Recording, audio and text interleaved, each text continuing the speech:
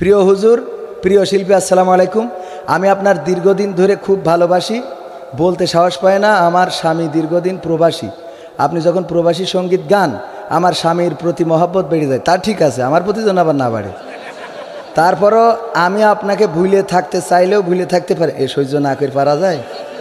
এ আর পড়বো নাকি? আমি আপনাকে বিয়ে না, আর এদিক পড়া যাবে না। এ তো মেরিয়ে বলবে এই কাজ করিস কিনা। আমি আপনাকে বিয়ে করতে চাই। আমি মাহফিলে আসি, আপনার মোবাইল নম্বরটা দিবেন প্লিজ। আজ সকালে আপনার ছবিটা আমার হৃদয়, এ কি সহ্য করবেন আপনারা? সে কয়দিন আগে আমার কাছে একজন প্রশ্ন দিয়েছে, সেই প্রশ্ন নিয়ে আমি খুব দেখেন কেন একটা দেশে আমি পড়বো খুব ভেবে চিনতে। কারণ হলো কয়দিন আগে একজন প্রশ্ন দিয়েছে যে হুজুর আপনার ওয়াজ শুনি, আমি আপনার খুব ভক্ত, খুব ভাল লাগে, আপনার চেহারাটাও খুব ভাল লাগে, আমি আপনার বিয়ে করতে চাই। এ সহ্য না করি পারা যায়? এখন এইটা আমি করলাম, এ তো দেশে দেশে ওই নিয়ে তো ইউটিউব ফেসবুকে সব আলোচনা। বিয়ে করতে চাইলে তো অসুবিধা নেই, কিন্তু সে আবার লিখেছে আমি একজন প্রবাসীর বউ। তাহলে এ কি সহ্য না করি পারবেন আপনি? আমি বললাম তোরা এসব শয়তানি চিন্তা তোদের মাথায় আসে কি? তোকে ছাড়া তো আসার কথা না, কারণ জীবনে তো কুরআন হাদিস ধরবি না, তো তোদের মাথায় আসবেটা কি বলেন? যত শয়তানি চিন্তা নাকি আমার বিতর্কিত করার জন্য করিস তাও জানিনি। এখন এই জন্যই কেন একটা চিরকুট দিয়েছে, এখন এই চিরকুটির কথা বুঝে শুনে বলবো। আমি আগে নিজেই পড়ে নেবো, তারপরে পড়বো, কারণ শিক্ষা হয়ে গেছে। তবে বিষয় হলো এই অহেতুক বিষয়গুলোর পিছনে মানুষ ছুটে বেড়ায়, বলেন ঠিক না বেটি? এইগুলো নিয়ে দেখছে আর বলছে হুজুর এই প্রশ্ন কি পড়া ঠিক হয়েছে, অথচ ভালো কথাগুলো তো শুনতে চায় না। এই জন্য আপনাদের বলবো আসেন ভালো কথাগুলো শুনি, ভালো কাজগুলো করি, তাহলে দুনিয়ার জীবনে কল্যাণ, আখেরাতেও মুক্তি পাওয়া সম্ভব, বলেন ঠিক না বেটি? তো এই জন্যে আমাদের বুঝতে হবে। এই ইউটিউবাররা হয়তো বা অনেক সময় জানি না শয়তানি করে এগুলো করে কিনা।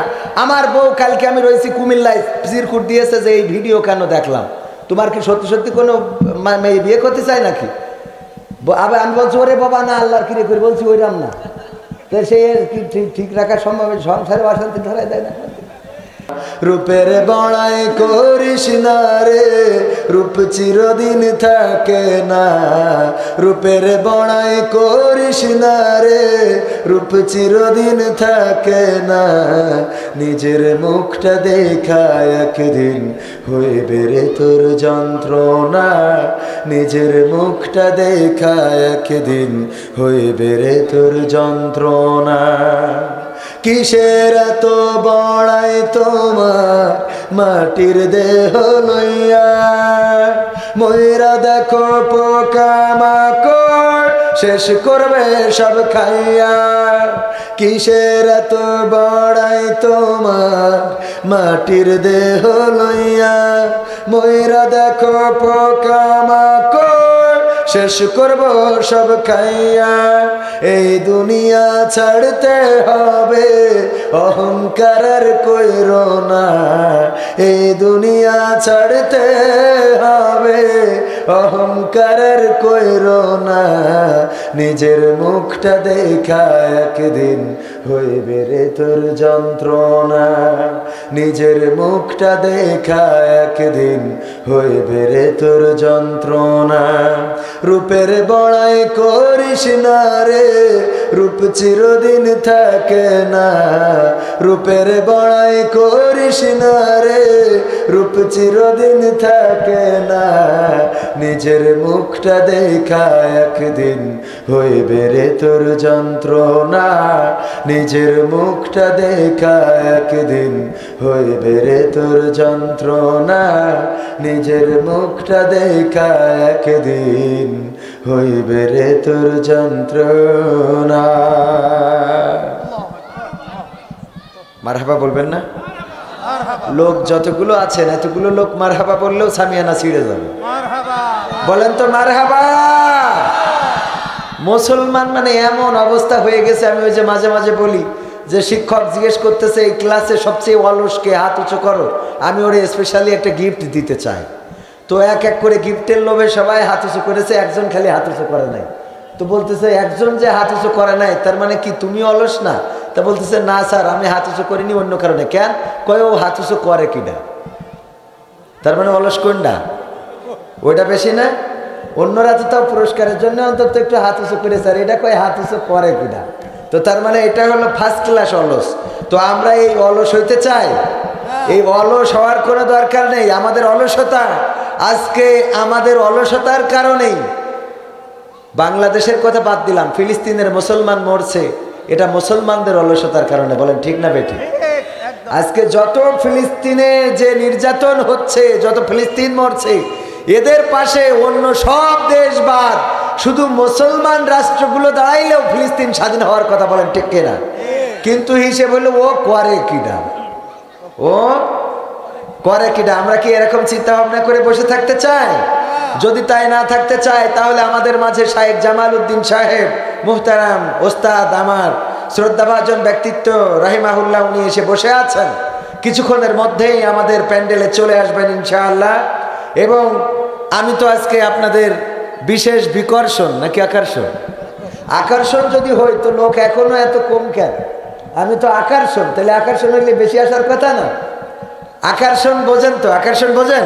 আকর্ষণ হলো যে বানর খেলা দেখায়, এর কাছে যে বানর থাকে, এই বানরটা হলো আকর্ষণ, ওই ব্যক্তি কোনো আকর্ষণ না। ঠিক না বেটি? কারণ ওই ব্যক্তি যদি একা একা হাঁটে, তাহলে ওই ব্যক্তির দিকে কেউ তাকাবে না, ওর বানরের দিকে তাকাবে। যে সাপ খেলা দেখায় ওই ব্যক্তি, সাপ খেলা দেখানো ব্যক্তির কোনো দাম নাই, দাম হলো যে সাপগুলো আছে ওইগুলোর, মানে ওইগুলো হলো আকর্ষণ। হাতি যদি যায় রাস্তা দিয়ে, যে পিঠের উপরে চালায় ওরে দেখে না, দেখে কারে? হাতিরে। হাতি হলো একটা আকর্ষণ। তো আকর্ষণ মানে তো বোঝা গেছে। চিড়িয়াখানায় বাঘ ভাল্লুক দেখার জন্য যায়, ধরেন চিড়িয়াখানা আছে কিন্তু বাঘ ভাল্লুক নাই, কেউ কি যাবে? তার মানে আকর্ষণ কি? চিড়িয়াখানা কিন্তু আকর্ষণ না, আকর্ষণ হলো বাঘ ভাল্লুক। তেমন আমি হলো আপনাদের আকর্ষণ, বাঘ ভাল্লুক মার্কা ধরে নেন, বানর সাপ উল্লুক এইগুলো। তো এই জন্য আকর্ষণ দেখার জন্য আসতে হয় না, হয় না? তো দেখার জন্য হলেও চলে আসেন। আর আমাদের প্রধান মেহমান যিনি, উনি কোরআন এবং হাদিস থেকে মূল্যবান বয়ান পেশ করবেন ইনশাআল্লাহ। আল্লাহ যেন আমাদের আশার তৌফিক দান করেন। যারা আশেপাশে ঘোরাফেরা করছেন, এই মাহফিল চলছে 18 বছর ধরে। কয় বছর? 18 বছর ধরে এই মাহফিল শুরু হয়েছে। প্রথম বছরের মাহফিলে যারা এসেছিলেন অনেকেই আজকে এখানে আসতে পারে নাই, কারণ তারা কেউ কবর দেশের বাসিন্দা হয়ে গেছে, অথবা কেউ প্রবাসে চলে গেছে, অথবা কেউ এলাকা ছেড়ে দিয়েছে, অথবা কেউ বার্ধক্যজনিত কারণে অসুস্থ পীড়িত আছে, অথবা কেউ এই মুহূর্তে হাসপাতালের বিছানায় আছে। বলেন সত্য না মিথ্যা? আমি আপনি আজ পর্যন্ত যাদের তৌফিক দিয়েছে তারা কিন্তু এখানে আসতে পেরেছি। যারা বাইরে ঘোরাফেরা করছেন, মনে করছেন যে এবছর না বসলেও অসুবিধা নাই, আমাদের প্রতি বছর এই মাহফিল হয়, আগামী বছর আবার এই মাহফিল পাবো, এর কোনো নিশ্চয়তা কি আমাদের আছে? আমাদের কোনো নিশ্চয়তা নেই। কবির বিন সামাদ এখানে আলোচনা করছেন, বাড়ি পর্যন্ত পৌঁছাতে পারবেন, এর কোনো নিশ্চয়তা নেই। যদি আল্লাহ এর মধ্যে নেটওয়ার্কের বাইরে নিয়ে ফেলে, তাইলে অনেকেই বলবে আহারে গতকালকেও তো ওনার আলোচনা শুনলাম। এটা আফসোস করা ছাড়া এর বাইরে কোনো কিছু থাকবে? এর বাইরে কোনো কিছু বলার থাকবে না।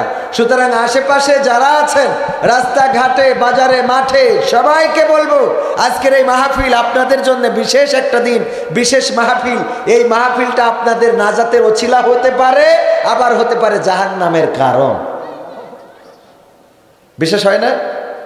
আল্লাহ রাব্বুল আলামিন ঘোষণা করেছেন, ওয়াইযা কুরিয়াল কুরআনু ফাসতামিউ লাহু ওয়া আনসিতু লাআল্লাকুম তুরহামুন। আল্লাহ বলছেন, যখন তোমাদের সামনে কোরআন পড়া হয়, কোরআন থেকে বলা হয়, তখন তোমরা চুপ থাকবে এবং হৃদয়ের কান দিয়ে শুনবে, যাতে করে তোমাদের উপরে আল্লাহর রহমত বর্ষণ হতে পারে। বলেন সুবহানাল্লাহ। চুপ থাকার আদেশ করেছেন কে? হৃদয়ের কান খুলে দিয়ে শুনতে বলেছেন কে? তো আল্লাহ যেটা আমাদের করতে বলেন সেটা ফরজ, সুন্নাত না অন্য কিছু? সেটা অন্য কি বলেন? সেটা ফরজ, সেটা আমাদের জন্য ওয়াজিব, অবশ্য পালনীয়, অত্যাবশ্যকীয়। অত্যাবশ্যকীয় মাননীয় প্রধানমন্ত্রী বলেছে একটা কথা যে এটা করবেন, আর মনে করেন যে আমার ওবায়দুল কাদের সাহেব বলেছেন একটা কথা, কোনটা গুরুত্বপূর্ণ বেশি? প্রধানমন্ত্রীর কথা কইতে ভয় করে না? কোনটা গুরুত্বপূর্ণ বেশি হবে? কোনটা, ওবায়দুল কাদেরেরটা নাকি প্রধানমন্ত্রীরটা? প্রধানমন্ত্রীরটা। তো প্রধানমন্ত্রীর কথাকে যদি উপেক্ষা করতে চান তাহলে ক্ষতি আছে না নাই? ওবায়দুল কাদের সাহেবের কথা আপনি চাইলে কিছু মাইনাস করতে পারেন, কিন্তু প্রধানমন্ত্রীকে ওভারটেক করার যেমন আপনার সক্ষমতা খুবই কম। বিশেষ করে যারা সরকারি চাকরি করেন, প্রধানমন্ত্রী কোনো আদেশ করেছে, ও বললো আমি এই আদেশের বাইরে চলে গেলাম, বলেন চাকরি থাকবে? তো আল্লাহ রাব্বুল আলামিনও ঠিক তদ্রূপ আজকের দুনিয়ায় যদি কেউ কোরআন হাদিসের বাইরে যায়, কেউ আল্লাহর বাইরে চলতে চায়, আল্লাহ যদি বলে তোর খাতাতে নাম কেটে দিলাম, আমাদের কিছু করার আছে? কথা কয় না ভাই, আপনাদের কষ্ট হচ্ছে? আবার অনেকেই যে দূরে দূরে বসেছেন, একটু কাছে এসেও বসা যেত। আমার মনে হচ্ছে কি, একবার এক রাজা জিজ্ঞেস করলো কি যে আমার রাজ দরবারে যত মন্ত্রী প্রতিমন্ত্রী আসো, বলো তো বোর কথা শুনে চলো কারা? তারা ডান পাশে যাও, আর বোর কথা যারা শোনো না তারা বাম পাশে যাও। তো এই কথা বলার পরে সবাই চিন্তা করলো, আমার চাচা চিন্তা করলো আমিও তো মনে হয় শুনি, উনি মনে করছে আমিও শুনি, এক এক করে এই মনে করে সবাই ডান পাশে চলে গেছে যে আমরা বোর কথা শুনি। একজন অনলি ওয়ান পিস এক পাশে দাঁড়ানো। তখন রাজা বলছে যাক, তাও ভালো যে আমার রাজ দরবারে একজন আছে যে অন্তত রাজার কথা শোনে, এই বোর কথা শুনে চলে না। বলতেছে না রাজা মশাই, আমি আসলে অন্যভাবে দাঁড়ায় আছি। কেন? কয় আমার বউ বলে দিয়েছে যে পাশে লোক বেশি থাকবে ও পাশের জন্য তুমি মোট দাঁড়াবা না, লোক যে পাশে বেশি থাকবে ও পাশে তুমি যাবা না। তো তার মানে এ সরাসরি আমলের পরে আছে। তো এখন এই লোক বেশি যে পাশে ও পাশে বসতে কি নিষেধ করতে নাকি বাড়িতে? ও একজন এক জায়গায় ফাঁকা, ও দুজন একটা বেলুন ধরি বসে, ও দুজন মাঠে। ও ভাই আপনাদের কি বাড়িতে বউ মানা করে দিয়েছে? যদি মানা করে দেয় তাহলে এনে আসার কাছে আসেন না, কারণ বাড়িটা ঠিক রাখতে হবে। তারপর অন্য কথা, ওয়াজ শোনেন যা করেন বাড়ি ঠিক রেখে, নাকি কথা ঠিক আছে তো বাজান? এখন আর যদি নিষেধ না করে থাকে তাইলে একটু একত্রিত হন, এক জায়গায় হন, আমরা কিছু কথা শুনি, কিছু কথা বলি, যে কথাগুলো আমাদের কাজে লাগলেও লাগতে পারে। এই মাহফিলটা আমার আপনার নাজাতের ওছিলা হয়ে যেতে পারে। আল্লাহ রাব্বুল আলামিন পরকালের ময়দানে দাঁড় করাবেন, আর আমলনামার খাতাটা ধরিয়ে দিবেন হাতে। আলেম ওলামা আছেন, আল্লাহ রাব্বুল আলামিন পবিত্র কোরআনে বলে দিয়েছেন, ইকরা কিতাবাকা কাফা বিনাফসিকাল ইয়াউমা আলাইকা হাসিবা। আল্লাহ বলছেন পড়ো তোমার কিতাব, তুমি পড়ে তোমার হিসাব করে দাও, তুমি তোমার হিসাব করার জন্য যথেষ্ট। ওগো আমার ভাইরা, ওই দিন যখন আমরা খাতার পৃষ্ঠা উল্টাবো, কোন জায়গায় কোন চালের আড়তে কত টাকার বেচা কিনা করেছি খাতায় থাকবে না? থাকবে না? থাকবে। কোন চায়ের দোকানে বসেছেন সেটাও থাকবে। আপনি কোন জায়গায় তাস খেলেছেন ফিলাস খেলেছেন তাও থাকবে। এমনি ভাবে পৃষ্ঠা উল্টাইতে থাকবেন, সব থাকবে থাকবে থাকবে থাকবে। এই মাহফিলটা ওই খাতায় থাকবে না। বলছি এই জায়গায় মাহফিল কি খাতায় থাকবে? হ্যাঁ, তো একটু বলেন। আর জবান দিয়েছে কিনা? এইটাও বলতে কষ্ট আছে। বলেন যে বাইডেন, বলেন বাইডেন। জবান দিয়েছে কিনা? ও বাইডেন এবার বলেন না। আল্লাহ এটা ক্ষতি। বোবা লোকে চলতে পারে বলতে পারে না, পঙ্গু লোকে বলতে পারে চলতে পারে না, কানা লোকে শুনতে পারে দেখতে পারে না, কালা লোকে দেখতে পারে শুনতে পারে না। তুমি যদি তাদের চেয়ে একটু ভালো থাকো, তবে কেন শুকরিয়াটা আদায় করো না? তবে কেন শুকরিয়াটা আদায় করো না? তবে কেন শুকরিয়াটা আদায় করো না? চোখ দুটো দিল দেখতে তোমার, শুনতে দিল কান, জিহ্বা দিল স্বাদ নিতে আর নাকে সুঘ্রাণ। চোখ দুটো দিল দেখতে তোমার, শুনতে দিল কান, জিহ্বা দিল স্বাদ নিতে আর নাকে সুঘ্রাণ। এবার তুমি ভেবে দেখো না, এবার তুমি ভেবে দেখো না কতটা সুখে তা। তবে কেন শুকরিয়াটা আদায় করো না? তবে কেন শুকরিয়াটা আদায় করো না? তবে কেন শুকরিয়াটা আদায় করো না? তবে কেন শুকরিয়াটা আদায় করো না? হাত দুটো দিল ধরতে তোমার, যখন যেটা চাও, যেথায় সেথায় যাওয়ার জন্য দিলেন দুটি পাও। ঠিক না বে ঠিক? হাত দুটো দিল ধরতে তোমার, যখন যেটা চাও, যেথায় সেথায় যাওয়ার জন্য দিলেন দুটি পাও। হৃদয়ে দিলেন প্রেম মমতা, হৃদয়ে দিলেন প্রেম মমতা, কেন যে বোঝো না? তবে কেন শুকরিয়াটা আদায় করো না? তবে কেন শুকরিয়াটা আদায় করো না? তবে কেন শুকরিয়াটা আদায় করো না? তবে কেন শুকরিয়াটা আদায় করো না? সুখের সমাজ গড়তে দিলেন আল কোরআনের বাণী, পথের দিশাই দিয়েছেন রাসূল আমরা সবাই জানি। ঠিক না বে ঠিক?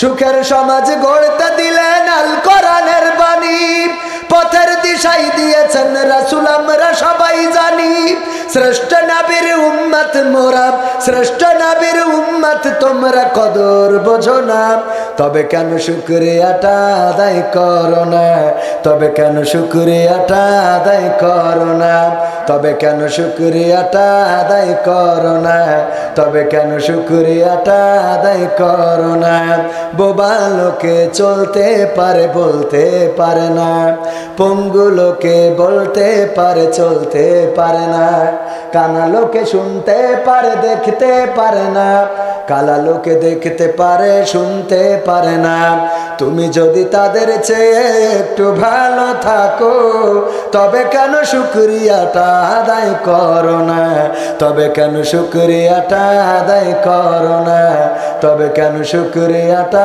আদায় করো না শুকরিয়া আদায়ের দরকার আছে না নাই কানা লোক সে তো দেখতে পারে না আজকেও আমার গাড়ির টায়ারে ভ্যান মেরে দিয়েছে ভ্যানের ওই যে চাকার ওখানে যে লম্বা লোহাটা থাকে টায়ার নষ্ট হয়ে গেল বললাম ভ্যান আটকাও আগে টায়ারের টাকা দেবে তারপরে ছাড়বো বাস ভাই কানা চোখি দেখে না এক চোখি একদম টুটালি দেখে না কানা বলি মাফ করে দিতে কি করবো এখন 8,000 টাকা তেস মারা খেলাম সহ্য না করি তো উপায় নেই বলছে কানা এখন কানা হলে তার কিছু করার নেই আমার রাস্তা ও পাশে ভাঙা ওর পাশে ভালো টায়ারটা একটু নামাই দিলেই হয় ও ভ্যান আলা আর এখনকার ভ্যান আলা তো না সব এটা একটা চেয়ারম্যান ঠিক না বে ঠিক ভ্যান আলারা ভ্যান আলা নেই এটা একটা চেয়ারম্যান ওদের রাস্তা খারাপ হলে যাবে না জিজ্ঞেস করেন ভাই ওদের না যাবার না রাস্তা ভাঙা ওরে বাবা তা তুমি বসে থাকো তোমার টাকা দিয়ে যাওয়া লাগবে না নিয়েতে বাড়িতে যাও পাকা মকু থাকার আবার ভ্যান চালাই সিটির পর বসে না সাইডই বসে হ্যাঁ পাকা ওর ভ্যান চালাই কয় কিরাও এই করবে আর আমাদের গাড়িতে মেরিয়ে দেবে এখন আমাদের গাড়ি বড় ওরা ছোট ওরা যত যাই হোক ওরা গরিব মানুষ আর আমরা তো বড় লোক এখন ওরা মারবে দোষ আমাকে আমি চালাচ্ছি ওর থেকে আসতে বলছে হুজুর একটু আসতে চালাই থাকে না তাহলে সহ্য না করি পারবে আর হুজুরকে তো দোষের শেষ নেই হুজুর হলেই তো দোষ যেমনি মানে সরকার দোষ ধরে বিরোধী দল দোষ ধরে আবার নিজেরা নিজেদেরও দোষ ধরে আবার মনে করি না যে শুধু সরকারের কথা আমি সরকারের বিরুদ্ধে বলতে বলে আসিনি আমার টাইম মনে সরকার ভালো কাজ করছে আলহামদুলিল্লাহ সরকারের পক্ষে কথা বলার দরকার আছে না নেই বিপক্ষে বলবো কেন এতগুলো মসজিদ করিয়েছে যা আমি জীবনে একটা মসজিদ করতে পারলাম না একটা মাদ্রাসা করবো বলে 2-2.5 বছর ধরে টেনশন করতেছি এখনো করতে পারলাম না যে সরকার এতগুলো মসজিদ করে দিয়েছে তার বিরুদ্ধে কথা বলেন পাখামো পাইছেন আপনি কিরা বলবো ধরে নিয়ে আসুন বিরুদ্ধে বলি আমি ধরবো তো এই জন্যে যে কাজগুলো ভালো সে কাজগুলো বলার দরকার আছে না নাই খালি বিরোধিতা করার জন্য আমার যে সহ্য করতে পারে না ও আমার কত দোষ খুঁজি পায় হুজুরের মুখে দাড়ি খাটো হুজুরের টুপি ভালো না হুজুর এমনি বেকা পাঞ্জাবি পরে তা এমনি সমস্যা এমনি এই মানে সমস্যার শেষ আছে বলেন যে আমার ভালোবাসে না তার কাছে দোষের কোনো শেষ আছে তো সরকারের যারা ভালোবাসে না ওরা বিভিন্ন কথা বলে সরকারের পক্ষে বলার দরকার নেই বিপক্ষে বলার দরকার নেই ভালো রে ভালো বলেন খারাপ রে খারাপ বলেন ব্যাস শেষ ঠিক আছে তো আর এইটা বলার জন্য দায়িত্ব দিয়েছেন কে আল্লাহ পাঠাইছেন হককে হক বলতে হবে বাতিলকে বাতিল এই হক বাতিলের পার্থক্য করে দেওয়ার দরকার আছে না নাই তো এখন এই জন্যে আপনারা যে এখানে বসে আছেন আমি মনে করি হকের পক্ষে যারা তারা বসে আছেন কিন্তু আওয়াজ যেভাবে দিচ্ছেন তাতে মনে আছে বাতিলের পক্ষে যারা তারা বসেছে হকের পক্ষে কথা বলতে একটু আওয়াজ বেশি থাকার দরকার আছে না নাই নাকি বাতিলের আওয়াজ বেশি হবে কিন্তু এখন বাতিলের আওয়াজ চারিদিকে বেশি হয়ে গেছে এই জায়গায় এইটা না করি আমার নাজমুল ভাই এসব বাদ দিয়ে যদি আপনি মমতাজের আনতেন টাকা যদি দুটো বেশি না হয়তো আমার কাছে বুঝে নিতেন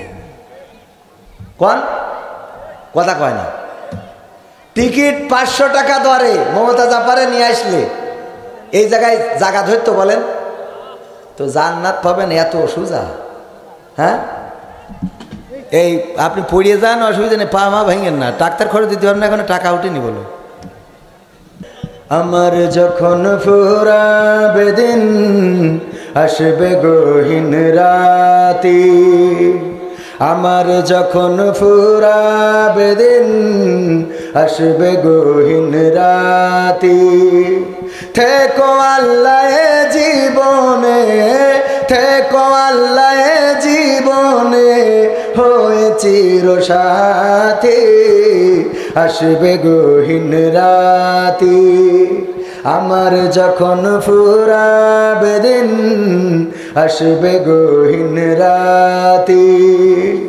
জীবন নদীর দুকুল জুড়ে আসলে অমানিসা, থাকবে না আর দু চোখে হায় একটু আলোর দিশা। জীবন নদীর দুকুল জুড়ে আসলে অমানিসা, থাকবে না আর দু চোখে হায় একটু আলোর দিশা। সেদিন আমার, সেদিন আমার, সেদিন আমার অন্ধ চোখে তুমি থেকো বাতি, আসবে গহীন রাতে। আমার যখন ফুরাবে দিন আসবে গহীন রাতে। আমার আমার বলে যেদিন কাউকে পাবো না, সেদিন আমার শূন্য হিয়ায় তুমি থেকো সান্ত্বনা, তুমি থেকো সান্ত্বনা। আখির আলো নিভে যেদিন মনে আলো দিয়ে, আসবে না কেউ অন্ধ চোখে একটু আলো নিয়ে। আখির আলো নিভে যেদিন মনে আলো দিয়ে, আসবে না কেউ অন্ধ চোখে একটু আলো নিয়ে। সেদিন আমার, সেদিন আমার, সেদিন আমার অন্ধ চোখে তুমি আলোর জ্যোতি, আসবে গহীন রাতে। আমার যখন ফুরাবে দিন আসবে গহীন রাতে। থেকো আল্লাহ এ জীবনে, থেকো আল্লাহ এ জীবনে হয়ে চির সাথী, আসবে গহীন রাতে। আমার যখন ফুরাবে দিন আসবে গহীন রাতে। ওগো আমার ভাইরা, ওগো আমার কলিজার টুকরা মুসলমানেরা, ওগো কুষ্টিয়াবাসী, ওগো আমার অত্র খাজানগর এলাকার জনগণ, একটু হৃদয়ের কান দিয়ে যদি কথাগুলো শুনতে পারেন কাজে লাগতে পারে। পৃথিবী ছেড়ে চলে যাওয়া লাগবে, আজ হোক কাল হোক আল্লাহ ডাক দিবেন, আর অন্ধকার কবরের দিকে চলে যেতে হবে। কবর দেশে যেদিন যাব বলেন আপন বলে কাউকে পাবো নাকি? আমার বাবা যাবে না, আমার মা যাবে না, আমার স্ত্রী যাবে না, সন্তান যাবে না, আপনজন কেউ যাবে না। শুধু তাই নয় ভাইয়েরা আমার, আমি যদি কোনো নেতার পিছনে ঘুরে বেড়াই সেই নেতাও যাবে, কেউ যাবে না।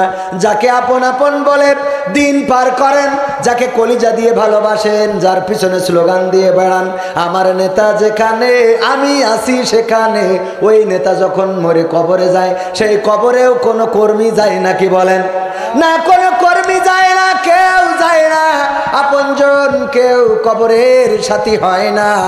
সুতরাং সেই কবরে যে আমল যাবে সেই আমল গুছিয়ে কবরে যাওয়ার দরকার আছে না নাই? আছে না নাই? সেই আমল যদি গোছাতে হয় তাহলে জানার দরকার আছে না নাই? বোঝার দরকার আছে না নাই?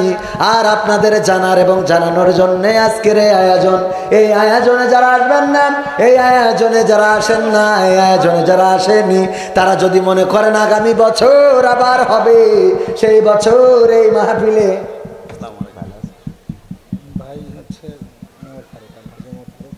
মাশাআল্লাহ মাশাআল্লাহ সার্বিক তত্ত্বাবধানে আলহাজ মোহাম্মদ ওমর ফারুক সাহেব, ব্যবস্থাপনা পরিচালক, fresh agro food products, Khajanagar. আলহামদুলিল্লাহ আমাদের মাঝে এসেছেন, আমরা ওয়েলকাম জানাচ্ছি। আলহামদুলিল্লাহ, কৃতজ্ঞতা অনেক। আলহামদুলিল্লাহ। তো আমি এখনো আসলে কিন্তু মাহফিল শুরু করিনি, মানে একটু পরিবেশ বুঝাচ্ছি এখনো পর্যন্ত, মানে আরো মানে ডাকি কেবল আমাদের তো এই দেখেন চায়ের দোকানে, আপনি চায়ের দোকানদার টেলিভিশন জুড়ে দেয় খালি, ওর কোনোদিন আজান দেওয়া লাগে না। আজান দেওয়া লাগে? চায়ের দোকানদার কোনদিন আজান দিয়ে বলে নাই আসো চায়ের দোকানে, আসো আমার দোকানে। খালি যেয়ে টেলিভিশনের ভলিউমটা অন করে দিয়েছে, আর দেওয়ার পরে চায়ের দোকানে সিট ফাঁকা আছে নাকি? ক্রামবোর্ড যে খেলায়, ক্রামবোর্ড খেলা আছে না নাই? এই ক্রামবোর্ডের গুটি যে খেলায়, এই ক্রামবোর্ড খেলানো ব্যক্তিও কোনোদিন ক্রামবোর্ডের ওই দান্ডা পাতায় বলে নাই, আজান দেয় নাই আসো আমি ক্রামবোর্ড ওপেন করেছি আসো খেলে যাও। ওই ক্রামবোর্ডের ওখানেও ফাঁকা আছে নাকি? যেখানে তাস খেলা জুয়া খেলেন সেখানেও ফাঁকা নাই। এমনি ভাবে যত শয়তানি জায়গাগুলো আছে, কোনো জায়গায় আজান দেয়া লাগে না, কিন্তু মানুষের কোনো অভাব হয়। আবার অন্যদিকে দেখেন মুয়াজ্জিন সাহেব আজান দিল, হাইয়া আলাস সালাহ হাইয়া আলাল ফালাহ, আসো নামাজের দিকে, আসো কল্যাণের দিকে। এই আজান দেওয়ার পরে মসজিদের কাতারগুলো পরিপূর্ণ হয়ে গেছে। হয় মসজিদের কাতারগুলো খালি। কোন মসজিদে শুধু ইমাম, কোন মসজিদে ইমাম আর মুয়াজ্জিন, কোন মসজিদে আহারে জনগণ যায় না। এই জন্য আল্লামা তারেক মনোয়ার বললেন, একবার এক মসজিদে গেলাম নামাজ পড়ার জন্যে, যাওয়ার পরে শীতের সময় যে দেখি আজান হয়ে গেছে। আজান হয়ে যাওয়ার পরে মসজিদে ঢুকলাম, কিন্তু কোনো মুসাল্লিও নেই, মুয়াজ্জিনও নেই, ইমাম সাহেবও নেই। চিন্তা করলাম তাহলে আজান হইল কিভাবে? খোঁজ খবর নিতে চাইলাম আস্তে করে। সবাই যখন একে একে দু একজন আইলো, মুয়াজ্জিন রে জিগাইলাম, মুয়াজ্জিন তো পাইলাম না। আজান দিল কিডা? কয় মাইকির তারটাই নিয়ে বাড়ি কম্বলের মধ্যে নিয়ে গিয়েছে, ওখান থেকে আজান দিয়ে দিছি। কষ্ট করে আসিনি, একবারে জামাতের সময় আসলাম। এখন মসজিদেও ঢোকে সব ডিজিটাল মুসাল্লি, ঘড়ি দেখে জামাতের 1 মিনিট আগে, 30 সেকেন্ড আগে। ইমাম সাহেবও দেখবেন জামাত শুরু হওয়ার 1-2 মিনিট বা 2 মিনিটও না, 30 সেকেন্ড আগে জনগণের ফাঁক করতে করতে সামনে আসে। সত্য না মিথ্যে? মানে ইমাম সাহেবও ডিজিটাল, মুসল্লিরাও ডিজিটাল, ঘড়ি দেখে একেবারে আগে মসজিদে। আমি কাতারে গেলাম, আমার কাছে ভিডিওটাও আছে। আমি আমার এই কথাগুলো হয়তো ইউটিউবে যাবে, যদি যায় আমার চ্যানেলে অন্তত আমি ওই ভিডিওটা দিয়ে দেওয়ার চেষ্টা করব। আমি ভিডিওটা নিয়ে রাখার চেষ্টা করেছি। আসরের আজান হয়ে গেছে, নামাজের জন্য মসজিদে ঢুকলাম। যতজন ঢুকেছে সবাই বসে কোরআন তেলাওয়াত করতেছে, কেউ নামাজ পড়ছে অথবা কোরআন তেলাওয়াত করছে। জামাত শুরু হওয়ার আগে সবাই, প্রায় সবাই, আমার কাছে ভিডিওটা আছে আমার ফোনে, সবাই কোরআন তেলাওয়াত করছে কাতারে, একটা গ্রামের মসজিদে। আর আমার দেশে মসজিদে কোরআন তেলাওয়াত করা আল্লাহর বান্দা, ওর তো বোম আলু আলিফ বলতে পারে না। পারে? বড় বড় আল্লাহওয়ালা নামাজ পড়তে পড়তে কপালে দাগ উঠে গেছে, আলিফ বা তা সা বলতে পারে না, কোরআন পড়তে পারে না। এদের কথা কি বলবো? 21শে ফেব্রুয়ারি পালন করে বেড়াচ্ছে, শহীদ মিনারে ফুল দিয়েছে আমার দেশের নাগরিকের। আলহামদুলিল্লাহ, এটা কোনো অসুবিধে নেই, দেন, আমরা ভাষা পাইছি, এর জন্য অবশ্যই তাদের জন্য দোয়া করার দরকার আছে না নাই? শহীদ মিনারে ফুল দিকরা জিজ্ঞেস করতেছে, বলেন তো স্বরবর্ণ কয়টা, ব্যঞ্জন বর্ণ কয়টা, বাংলা হরফ কয়টা? তেস মারা সারা ভাষা দিবস পালন করে বেড়াচ্ছে, অক্ষর জানে না। আবার কাপড় চুপড়ে এত পরা পড়েছে যে অন্য জায়গাতে সব ভাষা আগলাই গেছে। অন্য জায়গার ভাষারা মানে ওই দিকে তাকালি সে ভাষা আর মুখী থাকবে না, এমন ভাষা আসবে যে উজু করতে হবে। আবার চোখে পড়েছে আপনাদের? আবার এইগুলো আমাদের দেশে ভিউজ খুব বেশি, মিলিয়ন মিলিয়ন ট্রিলিয়ন। এই ভিউজগুলো এত বেশি, মানে যত বেখাপ্টা ভিডিও সেগুলো দেখার লোক আছে না নাই? ভালো ভিডিওর ভিউজ হয় না, আর খারাপ ভিডিও। সে কয়দিন আগে আমার কাছে একজন প্রশ্ন দিয়েছে, সেই প্রশ্ন নিয়ে আমি খুব এই দেখেনি কেন একটা দেশে আমি পড়ব খুব ভেবে চিনতে। কারণ হলো কয়দিন আগে একজন প্রশ্ন দিয়েছে যে হুজুর আপনার ওয়াজ শুনি আমি আপনার খুব ভক্ত, খুব ভাল লাগে, আপনার চেহারাটাও খুব ভাল লাগে, আমি আপনার বিয়ে করতে চাই। এ সহ্য না করি পারা যায়? এখন এইটা আমি করলাম, এ তো দেশে দেশে ওই নিয়ে তো ইউটিউব ফেসবুকে সমালোচনা। বিয়ে করতে চাইলে তো অসুবিধা নেই, কিন্তু সে আবার লিখেছে আমি একজন প্রবাসীর বউ, তাহলে এ কি সহ্য না করি পারবেন আপনি? আমি বললাম তোরা এসব শয়তানি চিন্তা তোদের মাথায় আসে কি? তোকে ছাড়া তো আসার কথা না, কারণ জীবনে তো কুরআন হাদিস ধরবি না, তো তোদের মাথায় আসবেটা কি বলেন? যত শয়তানি চিন্তা নাকি আমার বিতর্কিত করার জন্য করিস তাও জানিনি। এখন এই জন্যই কেন একটা চিরকুট দিয়েছে, এখন এই চিরকুটির কথা বুঝে শুনে বলবো। আমি আগে নিজে পড়ে নেবো, তারপরে পড়বো, কারণ শিক্ষা হয়ে গেছে। তবে বিষয় হলো এই অহেতুক বিষয়গুলোর পিছনে মানুষ ছুটে বেড়ায়, বলেন ঠিক না বেটি? এইগুলো নিয়ে দেখছে আর বলছে হুজুর এই প্রশ্ন কি পড়া ঠিক হয়েছে, অথচ ভালো কথাগুলো তো শুনতে চায় না। এই জন্য আপনাদের বলবো, আসেন ভালো কথাগুলো শুনি, ভালো কাজগুলো করি, তাহলে দুনিয়ার জীবনে কল্যাণ, আখেরাতেও মুক্তি পাওয়া সম্ভব। বলেন ঠিক না বেঠিক? তো এই জন্যে আমাদের বুঝতে হবে। এই ইউটিউবাররা হয়তো বা অনেক সময় জানি না শয়তানি করে এগুলো করে কিনা।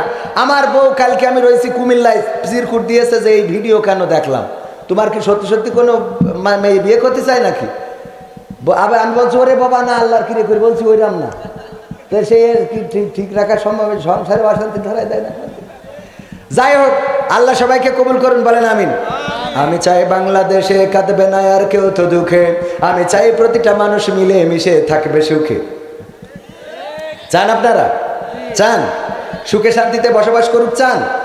বলবো এই কথাগুলো, বলবো এই কথাগুলো বলতে চাচ্ছি, কিন্তু আপনারা তো আসলে, আমরা মনে করছি বাংলাদেশ একটা পাইছি, ভাষা দিবস পালন করছি, স্বাধীনতা দিবস পালন করছি, মনে হয় অনেক কিছু হয়ে যাচ্ছে। আসলে কিছু আছে না, ভাষাটাই জানে না। আবার জিজ্ঞেস করেছে ইংরেজি হরফ কয়টা, এইটা বলতে পারে না, ইংরেজিটা বলতে পারে 26টা। হ্যাঁ, এটা মুখস্থ। হ্যাঁ, ভাষা দিবস পালন করি বেড়াবে, ইংরেজির অক্ষর জানে, ইংলিশ মিডিয়ামে পড়ে, কিন্তু বাংলা ভাষার খবর রাখে না। বলেন ঠিক না বেঠিক? ভাষা দিবস পালন করতে যেয়ে শহীদ মিনারে এমন ভাষায় কাপড় পরেছে যে অন্যরা ভাষা হারায় ফেলে দিয়েছে, ভাষার মুখ দিয়ে আসেনি, অন্য জায়গাতে ভাষা বের হয়। এই কাপড় পরে শহীদ মিনারে উঠলে শহীদদের আত্মার মাগফিরাত কামনা করা তো দূরের কথা, এতে ক্ষতি হবে না লাভ হবে? বলেন তো, ক্ষতি হবে না? একজন কবরের পরে যাইয়ে যদি কাপড় চুপড় বেকায়দা বেসাবটা নিয়ে, তো এই জন্যই বলবো শহীদ মিনারে আপনারা ফুল দেন, দোয়া করেন, অসুবিধা নেই, একটু ভাষাটা ঠিক করিয়ে যান, অন্তত কাপুরির ভাষাটা ঠিক করেন। তা না হলে উকেন তো ফেরেশতা যেমন তেমন শয়তানও তো আসতে চায় না, কথা কয় না? শয়তানও তো রাগ করে যে তোদের অবস্থা কি, এ দেখি আমারও খারাপ, এত খারাপ কেন পোশাক আশাক? আল্লাহ হেদায়েত করুন, বলেন আমিন। আমি চাই বাংলাদেশে কাঁদবে না আর কেউ তো দুঃখে, আমি চাই প্রতিটা মানুষ মিলে মিশে থাকবে সুখে। আমি চাই ভিক্ষুক হয়ে ঘুরবে না কেউ কারো দ্বারে, আমি চাই কাটবে না রাত কখনো কারো অনাহারে। আমি চাই ভিক্ষুক হয়ে ঘুরবে না কেউ কারো দ্বারে, আমি চাই কাটবে না রাত কখনো কারো অনাহারে। আমি চাই মাজলুমেরা ফেলবে না আর চোখের পানি, আমি চাই কোটের দ্বারে কাঁদবে না বিচারের বাণী। আমি চাই মাজলুমেরা ফেলবে না আর চোখের পানি, আমি চাই কোটের দ্বারে কাঁদবে না বিচারের বাণী। আমি চাই বাংলাদেশে কাঁদবে না আর কেউ তো দুঃখে, আমি চাই প্রতিটা মানুষ মিলে মিশে থাকবে সুখী। আমি চাই ধর্ষিতা বোন কাঁদবে না আর অন্ধকারে, আমি চাই ধর্ষকেরা ভালো হবে তওবা করে। আমি চাই ধর্ষিতা বোন কাঁদবে না আর অন্ধকারে, আমি চাই ধর্ষকেরা ভালো হবে তওবা করে। আমি চাই অধিকার নিয়ে খেলবে না কেউ চিনিমিনি, আমি চাই বুঝবে সবাই থাকবে না কেউ চিরদিনই। আমি চাই অধিকার নিয়ে খেলবে না কেউ চিনিমিনি, আমি চাই বুঝবে সবাই থাকবে না কেউ চিরদিনই। আমি চাই বাংলাদেশে কাঁদবে না আর কেউ তো দুঃখে, আমি চাই প্রতিটা মানুষ মিলে মিশে থাকবে সুখে। আমি চাই সাংবাদিকে সত্য কথা লিখুক সবে, আমি চাই চ্যানেলগুলো সত্য প্রচার করুক ভাবে। চান আপনারা? কারা কারা চান একটু হাত উঁচু করেন দিন, এবার বলেন দিন যে ঠিক। আচ্ছা, তাহলে আগে তো আপনারা সবাই বলেন, তাহলে কিরম লাগে? এত বলছি তা কথা কথা, ভারতে গেলাম আজ করতে, তা বলছি কি আপনি একটু কাছে আসবেন। না না, আরেকজন পরে ঢুকে হ্যাঁ আসবেন। সবাই না আসলেই হবে, সবাই আসলে আলহামদুলিল্লাহ ভালো লাগবে। একটু কাছে থাকলে ভালো লাগে, এত ফাঁকা ফাঁকা থাকবেন কেন? এবার একটা ভালো লাগবে না, শরীর মধ্যে একটু একটু সাহস পাচ্ছি। মাঝে মাঝে বোঝো তো বাজার না, সময়টা খারাপ, হ্যাঁ বুঝতেই হবে। তো যাই হোক, ওই কি বলছিলাম, ভারতে গেলাম তো ওয়াজ করতেছি, এখন ওই সামনে হাজার হাজার মানুষ, কিন্তু কেউ কোনো কথা কয় না। যাই বলি ওয়ালা দুয়াল্লিন আমিন সুবহানাল্লাহ আলহামদুলিল্লাহ কিছুই বলে না। তা আমি, আমাদের এক ভাই আছে আব্দুল সালাম চট্টোপাধ্যায়, ও ছিল, তো ওর আমি ফোন করে বললাম, ভাই ভারতে ওয়াজ করি তো কোনো টেস্ট পাচ্ছি না কেন? তা বলছি যে সামনে যারা থাকে ওরা তো কোনো কথা টথা কয় না। তা বলছে ভারত আওলাগের হিসেব হইলো যে বাংলাদেশে টাকা খরচ করে হুজুর নিয়ে আসি, আমরা কথা কব কে? টাকা খরচ করে হুজুর যখন আনিছি, আমরা কথা বলার মধ্যে নেই, যা বলার তুমি একা বলবা। তো এখন আপনারা কি এরম চিন্তা করছেন নাকি যে হুজুর যখন টাকা খরচ করে নিয়ে আইছি, ও আমার নাজমুল ভাই বলে বেশি টাকা খরচ করে এখনো নিয়ে আসিনি, পরে যাওয়ার সময় হয়তো দেবে, কারণ টাকা পয়সা আছে তো দিতেই পারে। আল্লাহ কবুল করুক, বলেন আমিন। তো এখন কথা সেটা না, কথা হলো যে একটু আওয়াজ দেওয়া যাবে না বাজান। এত বলছি তা আপনারা মোট কথা শুনতেছেন না, এ মানে কারণটা কি? আমার পরে আপনাদের রাগ আছে কোনো? আমি কি আপনাদের বিরোধী দল করি? আমি বাংলাদেশ জাতীয়তাবাদী আওয়ামী জামাত ইসলামের লিডার।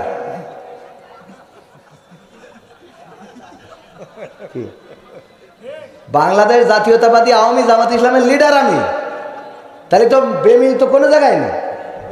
এরপরেও আপনাদের এত সমস্যা কোন জায়গায়? একটু আওয়াজ দেওয়া যাবে তো? নারায়ে তাকবীর হইল না। কুষ্টিয়া হিসেবে আমি গাই দেখি তো এবার একটু আওয়াজ পাই কিনা। আমি চাই বাংলাদেশে কাঁদবে না আর কেউ তো দুঃখে, আমি চাই প্রতিটা মানুষ মিলে মিশে থাকবে সুখে। আমি চাই সাংবাদিকে সত্য কথা লিখুক সবে, আমি চাই চ্যানেলগুলো সত্য প্রচার করুক ভাবে। আমি চাই সাংবাদিকে সত্য কথা লিখুক সবে, আমি চাই চ্যানেলগুলো সত্য প্রচার করুক ভাবে। আমি চাই দাদার দেশের চ্যানেলগুলো বন্ধ হবে, আমি চাই ইসলামী টিভি চ্যানেল খোলা রবে।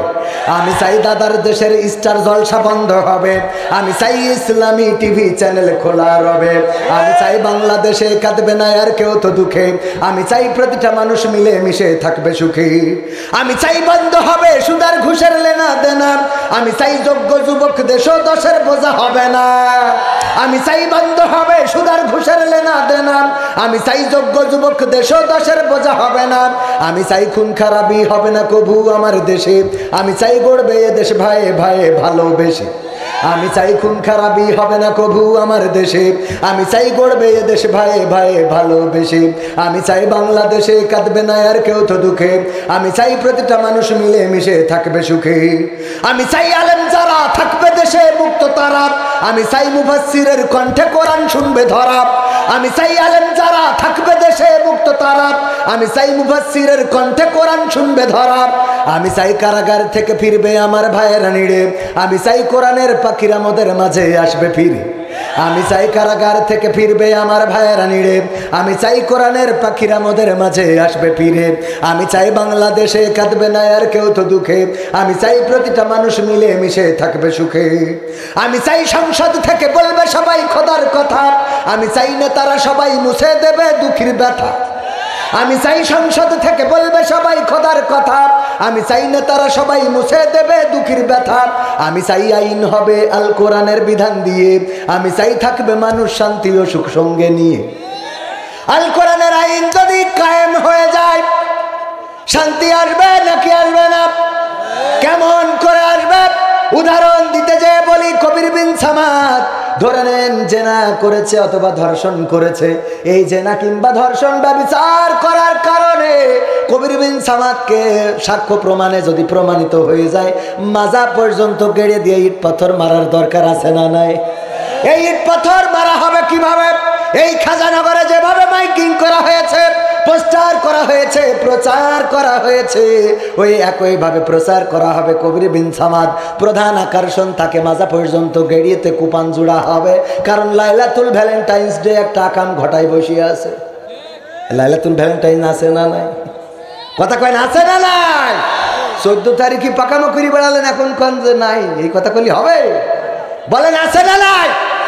হ্যাঁ, এই লাইলাতুল ভ্যালেন্টাইন্স ডে কবির বিন সামাদ নিজের বউ রেখে আরেকজনের মোটর সাইকেলে নিয়ে গিয়ার মেরেছিল গো। এই জন্য মাজা পর্যন্ত গেড়ে ইট পাথর মারা হবে।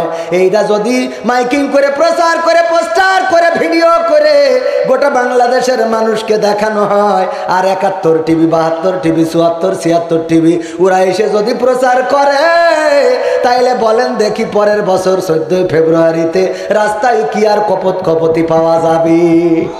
পাওয়া যাবে? এবার আর একটা বুঝাই। ধরেন আমি একসময় চেয়ারম্যান হলাম কিংবা মেম্বার হলাম, অথবা আমি যে কোনো কারণে কোনো লিডারি পর্যায়ে গেলাম, যাওয়ার পরে ধরেন মসজিদের সভাপতি টাকা মেরে খাইছি, টাকা চুরি করেছি, এর জন্য কোরআনের আইনে শাস্তি কি? কথা কয় না, শাস্তি কি? আল্লাহ রে, আমার গা ঘেমে যাচ্ছে, আপনারা খুব রাগ করেছেন মনে হচ্ছে। বলেন শাস্তি কি? এই হাত কাটা হয়ে গেল। আমার বক্তা হিসেবে নাজমুল ভাই দাওয়াত দিয়েছে, আমার অতি অতিথি এসেছে, আমি ওয়াজ করতেছি খুব সুন্দর করে, ভাইয়েরাই আমার, বাবাজিরাই আমার, দয়া করে কেউ চুরি করবেন না, চুরি করা ভালো না। চুরি যদি কেউ করে আল্লাহ তো ধরবে। বাংলাদেশেও কোরআনের আইন অনুযায়ী হাত কেটে দেওয়া হবে, হাতের কবজি থাকবে নারী। এই কথা বলে যদি ওয়াজ করি, তাই ভাইরা আমার, আপনারা কেউ চুরি করবে না রে। আমার আলহাজ জনাব ওমর ফারুক সাহেব বলবে, হুজুর আপনার হাতের কবজি কই? জিজ্ঞেস করবে না? আমি কব, আমি একবার কালীগঞ্জের ওই যে চিনির মেশিনে চাকরি করতাম, ছোটবেলায় ওই চাকরি করার সময় মেশিনের মধ্যে হাত ঢুকাচ্ছিলাম, ঢুকাতি হাত ঢুকে একেবারে হাত রস হয়ে চিনি হয়ে গেছে। এই জন্য কবজিতে কাটা গো।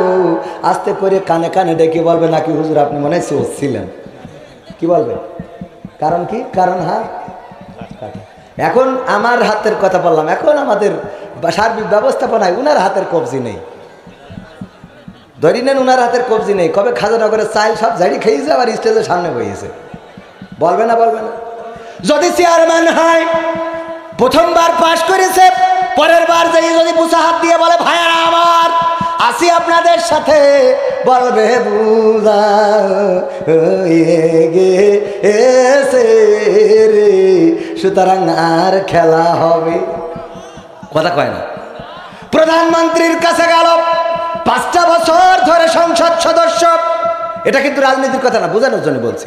5 বছর ধরে সংসদ সদস্য, রাস্তা করার জন্য টাকা দিয়েছে, ওই রাস্তাও করেছে। 3-4 বছর লেগে গেল আপনার কুষ্টিয়া থেকে ওই যে লালন শাহ ব্রিজ পর্যন্ত রাস্তা করতে, কিন্তু 3 মাসের মধ্যে রাস্তা গর্ভবতী হয়েছে না হয় নাই? এখন এইটার কারণে প্রধানমন্ত্রী যদি বলে কবজিতে ঝেড়িয়ে দাও, ঝেড়ে দেওয়ার পরে পরের বার যদি যায়, যে যদি বলে, ও গো প্রধানমন্ত্রী গো, আমি আপনার কত ভালোবাসি গো, তাই বারবার প্রতি 5 বছর পরে পরে মার্কা নিতে আসি। আমার প্রধানমন্ত্রী বলবে, মার্কা যে দেবো, তোমার তো কবজি নাই, বৈঠা বাবা কি রে বলো রে। ঠিক না বেঠে? চোর ধরা খাবে না? সব জায়গায় মসজিদের টাকা মারি খাই এরা মার আল্লাহর ওলি আছে না? মুখী বড় দাড়ি বড় জুব্বা আছে, কিন্তু তারপরেও মেরে খাইরাম আছে না নাই? এখন এরকম যদি থাকে, কোরআনের আইন কায়েম হইলে সব কবির বিন সামাদ কোন জায়গায় কোন মসজিদে টাকা চুরি করিয়েছে, ধরা খালি, যত বড় হুজুর হোক, কবজি ঘেঁসাং। বলেন ঠিক না বেঠিক? এই ঘেঁসাং যদি হয়ে যায়, তখন যে আর ওয়াজ করি খাওয়া যাবে না, মেয়ে বিয়ে দেওয়া যাবে না, আর মানুষের সামনে মুখ দেখানো যাবে না। সবাই বসবে যে আবার যারা চোর ওরা চুরি ছেড়ে দেবে, যে আমরা যদি ধরা খেয়ে যাই তাহলে কবজি থাকবে, পরে তো চুরি করতে পারবো না। চুরি করতে পারবে? কবজি যদি না থাকে, গরু ছাগল দড়ি ধরে আনতে পারবে? এক কানা চোরের দলের নাম লিখাইছে, তা বলছে কানা তুই চুরি করবি তো? বলছে অসুবিধা নেই, আমার লিখাই দেন, আমি যখন মানুষের গরু ছাগল চুরি করে আনবো, আমার ধরলে আমি কব, আমি কানা তো বুঝতে পারিনি, আমার তা না নিজেই তোমার তা নিয়ে ফেলেছি। তো এই জন্য চোর বলছে, তাই তো ভালো নে, তোরে দিলাম। তো বলছে কুরবানির ঈদ তো সামনে, তুই এক কাজ কর, কটা ছাগল চুরি করতে পারিস কিনা? তাই বলছে ঢের পারবো। তো কানা যাই ছাগল চুরি করে নিয়ে আইসে পরের দিন সকালে চোরের সর্দার হিসেব নিচ্ছে, আর টাকা গুনে দিচ্ছে, কিটা কি নিয়ে আইসাও সামনে নিয়ে আইসো, একজন করে নিয়ে আসছে। কানাও ছাগল নিয়ে আইসিছে, কানার কয়ে, এ কানা কি নিয়ে আইছিস? বলছে ছাগল। বলেন না ছাগল নিয়ে আইসি। বলছে ছাগল কই? বলছে দড়ির মাথায় আছে না। কছে দড়ির মাথায় ছাগল? তো কি? তা বলছে কুত্তা গলায় দড়ি দিয়ে নেটে নিয়ে দাঁড়ায় রয়েছ তুই। তাহলে গইলিতে তাহলে কুত্তা ধরে নিয়ে আসি, মানে কানা হলে যা হয়, গইলিতে কি ধরে নিয়ে এসেছে? কুত্তা। কারণ কানা বুঝতে পারেনি রাত্রি যে আসলে এটা ছাগল না কুত্তা, গলায় দড়িতে নিয়ে টেনে নিয়ে চলে এসেছে। তো এই জন্য হাতের কবজি না থাকলে চুরি করা যাবে? পা নাই, সে চুরি করতে পারবে? ভিক্ষে করা ছাড়া কোনো রাস্তা আছে? চোখ নাই, সে ভিক্ষে করা ছাড়া তেমন কোনো রাস্তা খুঁজে পায়? রাস্তায় যে ভিক্ষে করে, ওর চোখ নাই বলে খুব আল্লাহর ডাকে, আল্লাহ আল্লাহ আল্লাহ আল্লাহ আল্লাহ। ওর ডাকা দেখবেন, মানে ওর মতো কেউ ডাকে না, ওর চোখ থাকলে বলে চুরি করে। কিন্তু কথা কয় না। কালকে এক ফকির আমার গাড়ি মুছতেছে ঢাকায়, এরম করে মুছতেছে। তা বলছে মুছার পরে গ্লাস খুলে আমি ক্যামেরাম্যানে বললাম 10টা টাকা দাও ওর হাতে। 10 টাকা দিয়েছি। বলছে মামা 10 টাকা এখন কি হয়? তাহলে সহ্য না করে ফারা যায়। আমি বলছি তুই আপাতত আমার কাছে 10 টাকা নেই, আর 2 জায়গাতে 4 জায়গাতে নেই। ও বলছে মামা আর 10টা টাকা দেন অন্তত। এই গিলাসে ঘা দিতেই আছে, মানে গিলাস নেই। আমি ওর গরম দিচ্ছি। আমি বলছি আরে ভাই এত ঘা তাও কেন? অন্য গাড়িতে যাও, যে আবার একটু মুছে দিয়ে 10 টাকা করে নাও। এর বলছে আল্লাহ তোর ক্ষতি করবে, তুই তোর বিপদ হবে, তুই অ্যাক্সিডেন্ট করি পথে পড়ে থাকবি, অভিশাপ দিয়ে তো চলে ডেন্ডি খোর না। হ্যাঁ তাহলে বোঝেন, তাহলে সহ্য না করি পারা যায়। আর আজকে গাড়ি ওই যে ভ্যানের সাথে লেগেতে 8,000 টাকার তেস মারা খেলাম। তো এখন কি করব, ওই ঝড়ে বক পড়ে আর ফকিরের কি বাড়ে, ফকিরের কেরামতি বাড়ে। আসলে ওইটার জন্য ওরা হয়নি। এক হুজুরের কাছে যে একজন দোয়া চেয়েছে, হুজুর আমার এই ক্ষেতটা ভিজাইতে, যেন ভেজে একটু দোয়া করে দেন আল্লাহর কাছে। আমার মতো হুজুরের কাছে দোয়া চেয়েছে, আমার মতো হুজুরের কাছে দোয়া নিলে কী হবে দেখেন। তো এই ক্ষেতটা চারা বের হচ্ছে না, একটু দোয়া করে দেন যেন চারা বের হয়। তো হুজুর বলছে কোন ক্ষেতটা দেখাই দিয়েছে ওইটা, পরে কয় যাও। হুজুর বুঝতে পেরেছে আমার যে দোয়া জোর, ও কোন পর্যন্ত যাবে বোঝা এই গেছে। ছাত্রকে নিয়ে ওই রাত্রি যাই সবার ডেকে নিয়ে তো ভিজে উঠে আইছে। পরে ওই গ্রামের লোকজন এসে দেখে যে ওর বই ভিজে, অন্য মানুষের জমি ভিজে দেখেন, বলতেছে হুজুর এই ওর জিজ্ঞেস করছে কীভাবে ভিজলো, হুজুরের কাছে দোয়া নিয়েছিলাম। কয় হুজুরের কাছে দোয়া নিয়ে তোর বই ভিজেছে, তা আমরা হুজুরের বেতন দিই না, আমাদেরও তো বই ভেজাতে হবে। সেই এতে বলিছে আমাদের জমি ভিজাইতেন আপনি, হুজুর দোয়া করি। পরের দিন যেই দেখে সবার বই শুকনো, মাদ্রাসায় গেছে যে হুজুর কী ব্যাপার, যেই দেখে হুজুরও নেই, মাদ্রাসার ছাত্ররাও নেই। কারণ প্রথম দিন সব তো কলস ভরিতে জমিটা ভিজাই দিয়ে এসেছে। এখন যদি সবাই সেইভাবে দোয়া নেয় তা তো ওই কলস ভরি খালি জমি ভিজাতে হবে। হ্যাঁ, বাগেরহাটে একজন দোয়া সেই হাসপাতালেতে আমার বলছে 1,000 টাকা দিলাম, হুজুর আমার হাসপাতালের জন্য দোয়া করে দেন। দোয়া করে দিয়েছি যে আল্লাহ ওর হাসপাতালের জন্য আল্লাহ রুগী বাড়াই দাও, এলাকায় সবাই রোগ দাও। তো এখনই দোয়া করে দিয়েছি। পরের দিন আসলি দেখি আমার কাছে মেসেজ দিয়েছে যে হুজুর দোয়া করলেন, কে আর হইল কি, কে আর? তা বলছে পুলিশ এসে আমাকে হাসপাতালে 1 লাখ টাকা জরিমানা করে। ঠিক আছে, তাই বললাম আপনার দোয়া কবুল হয়নি এটা মনে করেন না, কবুল হয়েছে। মানে ঝামেলাটা হয়েছে, আপনি 1,000 দিয়েছেন, আবার গ্রামের লোক সবাই মিলে তো আরো বেশি টাকা দিয়েছে। তো এখন ওগের জন্য যে অসুস্থ হওয়ার দোয়া করেছি, ওগে আবার দোয়া করেছি আল্লাহ যেন সুস্থ রাখে। তো এই জন্য আপনার এই 1,000 টাকায় 1 লাখ টাকা তেস মারা খেলেন। ঠিক আছে তো বাজান? ওগো আমার ভাইরা, ওগো আল্লাহর বান্দারা, ওগো কুষ্টিয়াবাসী, ওগো প্রাণের প্রিয় মানুষ, এখানে যারা এসেছেন সবাই একসাথে জান্নাতে যেতে চায়। জান্নাতে যদি যেতে পারি এর চেয়ে সফলতা আর কি কিছু আছে? আল্লাহর সন্তুষ্টি যদি অর্জন করতে পারি, রাসূলের ভালোবাসা যদি পেতে পারি, তার চেয়ে ভালো, তার চেয়ে বড় অর্জন আর কিছু হতে পারে? আমার জানামাল হাই ওমর ফারুক সাহেব আমাকে ভালোবাসলো নাকি ভালোবাসলো না, আমার নাজমুল ভাই আমাকে ভালোবাসলো নাকি ভালোবাসলো না, তার চেয়ে বড় কথা হলো আমাকে আল্লাহ ও তার রাসূল ভালোবাসলো নাকি ভালোবাসলো না, এটা দেখার দরকার আগে না পরে, আগে না পরে। অভিভাবক হিসাবে আমরা কাকে চাই? আমার ওমর ফারুক সাহেবের রব আল্লাহ, আমারও রব আল্লাহ, আমার ডান পাশে বসা চাচাজিরও রব আল্লাহ, উনারও রব আল্লাহ। সুতরাং আমরা ডাইরেক্ট যদি আল্লাহর হইতে পারি, আল্লাহ আমাদের হয়ে যাবেন। বলেন সুবহানাল্লাহ। আল্লাহকে যদি আমরা অভিভাবক হিসাবে পেয়ে যাই, দুনিয়ার জীবনে কোনো কষ্ট থাকবে না, দুনিয়ার জীবনে কোনো ভয় থাকবে না, দুনিয়ার জীবনে কোনো লাঞ্ছনা থাকবে না, দুনিয়ার জীবনে কোনো অপমান থাকবে না। আর পরকালের জীবন জাহান্নামের আযাব থেকে বেঁচে জান্নাতের বাসিন্দা হয়ে যেতে পারবো। সবাই জোরে জোরে বলেন সুবহানাল্লাহ। আল্লাহকে অভিভাবক হিসাবে পেতে চায় না, চায় না? আল্লাহকে অভিভাবক হিসাবে চান কে কে? হাত উঁচু করেন। নারায়ে তাকবীর, নারায়ে তাকবীর। আল কোরআনের আলো, আল হাদিসের আলো, নারায়ে তাকবীর। আল্লাহকে যারা অভিভাবক হিসেবে পেয়ে যায়, আল্লাহকে যারা অভিভাবক হিসেবে চায়, তারা কত কল্যাণ প্রাপ্ত হয় তার ইতিহাস যদি ঘাটাঘাটি করেন দেখবেন। ইব্রাহিম আলাইহিস সালাম তাকে আগুনে ফেলা হলো, সেই আগুন ফুলের বাগান হয়েছে না হয় নাই? আল্লাহ বললেন ইয়া নারু কুনি বারদান ওয়া সালামান আলা ইব্রাহিম। ওগো আগুন, তুমি আমার ইব্রাহিমের জন্য ঠান্ডা আরামদায়ক হয়ে যাও। আর আগুন ঠান্ডা আরামদায়ক হয়ে গেল। নমরুদ বলল আগুন রে, তোর কি আর জ্বালানোর কোনো শক্তি নাই? এত করে তোরে জ্বালাইলাম, এত করে তোরে কাট করে দিলাম, তারপরেও কেন তুই জ্বালাস না? আগুন বলল ওরে ওরে নমরুদ রে, আমার মধ্যে আসো, এসে দেখো আমার তা দাহ ক্ষমতা আছে না নাই। তুমি যদি আসো তাইলে টের পাবারি। ঠিক না বে ঠিক? মুসা আলাইহিস সালামকে তাড়া করলো ফেরাউন।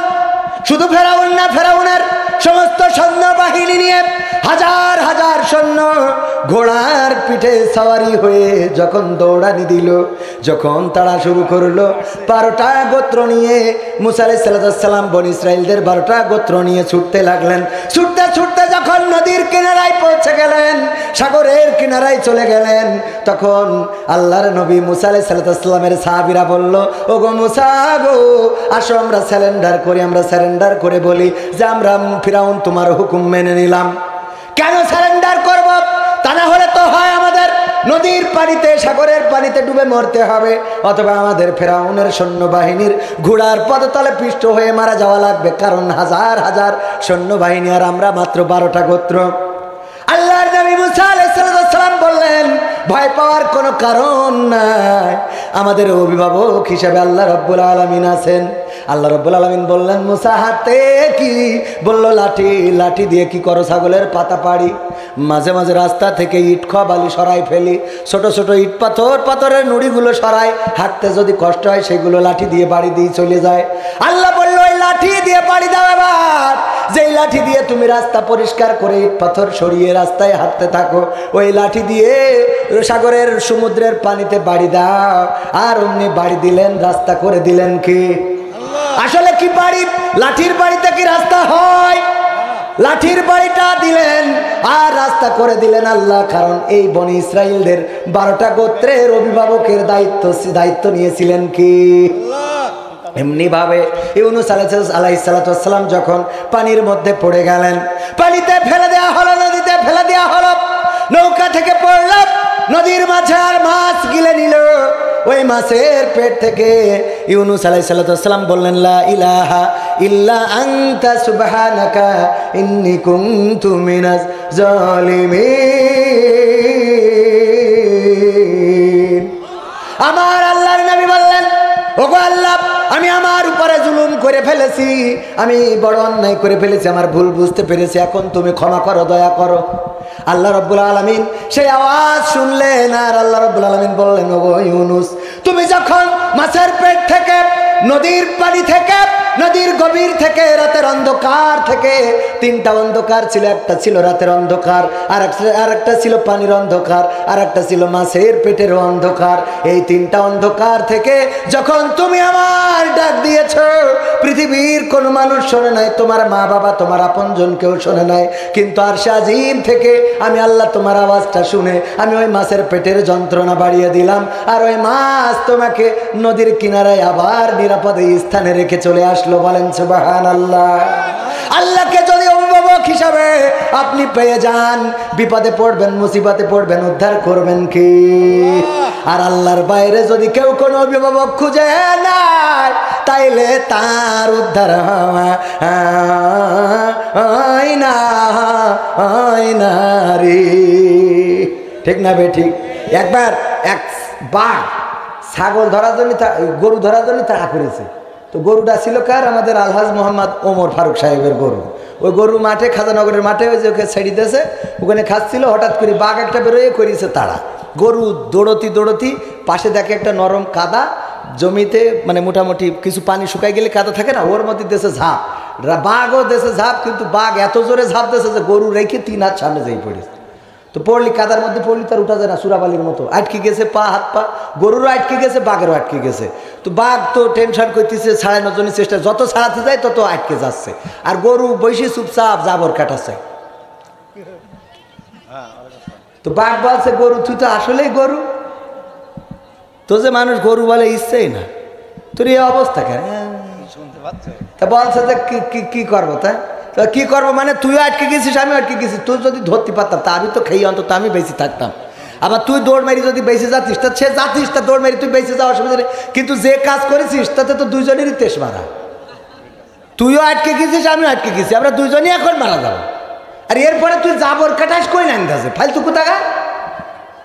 তো বলছে, গরু তো আমি, এটা ঠিক আছে, কিন্তু আমি দেখছি বলো তো তুমি বেশি। তো বাঘ বলছে, এত বড় কথা বললি হালুম? ওটা আলুম খেয়ে লাভ নেই, আসতে পারবা না। পারবা? দেখো বাবা, আমি জাবর কাটানোর কারণ আছে, আর তোমার হতাশার কারণ আছে। আমি জাবর কাটাই। এই জন্য আমার মালিক জনাব আলহাজ ওমর ফারুক সে কাজের ব্যস্ততায় আছে।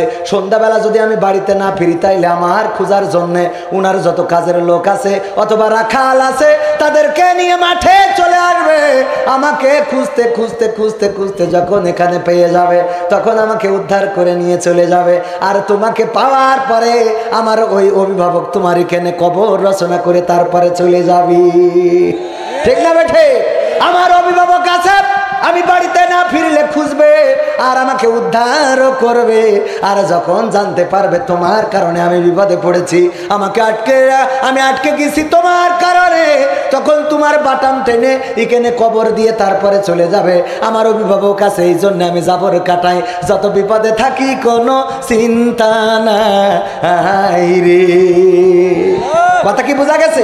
তেমনি ভাবে আল্লাহকে যারা অভিভাবক হিসাবে মেনে নেয়, আল্লাহকে যারা অভিভাবক হিসাবে চায়, আল্লাহকে যারা স্রষ্টা পালন করে, তা আল্লাহকে যারা সব ক্ষমতার মালিক হিসেবে মেনে নেয়, ওরা হাসপাতালে গেলেও নিশ্চিন্তায় থাকে যে আল্লাহ যা চাই তাই হবে। ওরা অ্যাক্সিডেন্ট করলেও নিশ্চিন্তায় থাকে যে যা হওয়ার হয়েছে, আগামীতে যা হওয়ার হবে।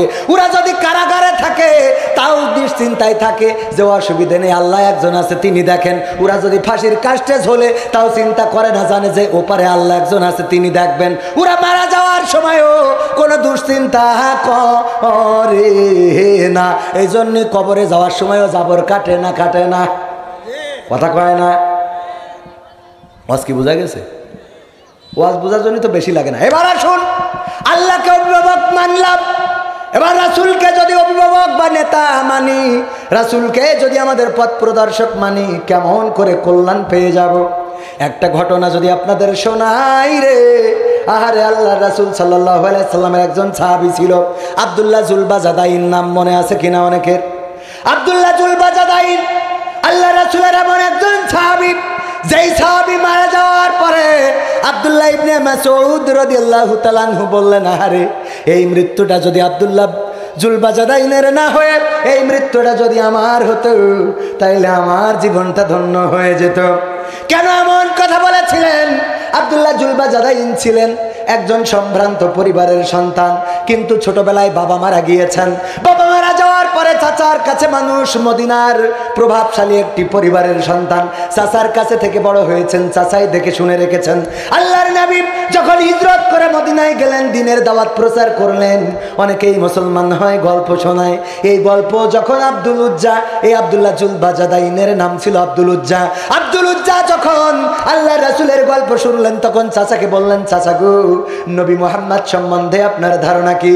চাচা বলল, আমি ধারণা করি সে আল্লাহর প্রেরিত রাসূল, সে অবশ্যই সত্য দিন নিয়ে এসেছে। আল্লাহর নবীর তখন সাহাবী হয় নাই। আব্দুল্লাহ জুলবাজাদাইন ওরফে আব্দুল উজ্জা বললেন, চাচা গো, তাইলে কি মুসলমান হওয়া যায় না? চাচা বললেন, না, কখনো হওয়া যাবে না। কেন হওয়া যাবে না?